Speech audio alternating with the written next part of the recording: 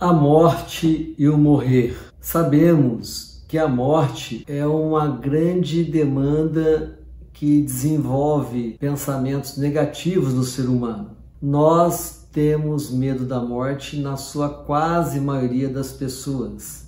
É muito difícil você ter contato com uma pessoa que diz que não tem medo da morte. Porque muitas vezes as pessoas acham que quem diz que não tem medo da morte não valoriza a própria vida. É lógico que nós temos que preservar nossa vida para não morrer de qualquer forma ou sem ter a malícia de viver o dia a dia para saber cuidar de nossa vida. Mas a morte, ela faz parte desta presença vital, onde a vida, a morte. Para que eu possa viver, eu perco por minuto mais de 100 mil células no meu organismo. E o meu organismo só se mantém vivo graças ao processo de renovação celular, morte e vida. A dinâmica do dia, a dinâmica da natureza, do ciclo do ecossistema que sempre está relacionado com o nascer e com o viver. Lógico que em tempos de guerra, que sempre nós tivemos em tempos de guerra, a diferença é que hoje as guerras são divulgadas em questão de segundos, de minutos, nós já sabemos o que está acontecendo no mundo, mas a humanidade chegou onde chegou também devido a muitas guerras, muitos confrontos tribais, muitos confrontos de sociedades, busca de poder, mas hoje a gente tem muito temor porque a guerra, as catástrofes estão aqui perto de nós. Nesse sentido, que vale entender o significado do Dia dos Finados, que é uma data que marca o Dia dos Mortos. E quem não tem algum ente querido da qual devemos fazer lembrança?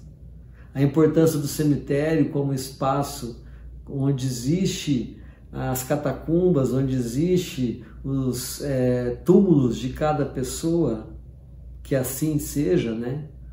Porque marca a identidade de alguém que passou aqui pela Terra. A importância de se cultuar a história de quem já morreu.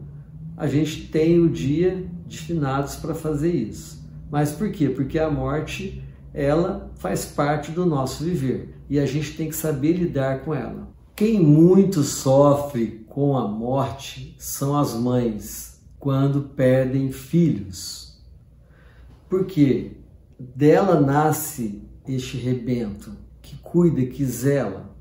Não que seja função apenas da mãe, da mulher, não é isto. Mas ela tem um processo de vínculo com a criança que ela gerou durante 9 meses e que cuidou ali quase que unicamente num vínculo de bastante simbiose com o bebê, com aquele rebento que nasce sem proteção. E lá na frente este filho vem morrer, é realmente uma dor. Para mim, na minha história de escuta como psicólogo, psicanalista, observo que as mães sofrem muito perdas de seus filhos. Por isso que muitas mães também acabam se apegando tanto aos filhos, num vínculo muito protecionista que impede os filhos de desenvolver, porque elas têm medo que o filho venha a morrer. E eu comparo então quando a mãe perde um filho, conforme aquela imagem de um guarda-roupa que você tem várias gavetas e cada gaveta é como se fosse a simbologia de um filho. Quando a família, quando a mãe perde um filho, é como se ao olhar para aquele guarda-roupa, uma das gavetas vai ficar um buraco, se retira aquela gaveta. Então esta marca da ausência fica para sempre na mãe, mais do que às vezes nos irmãos, mais do que no pai.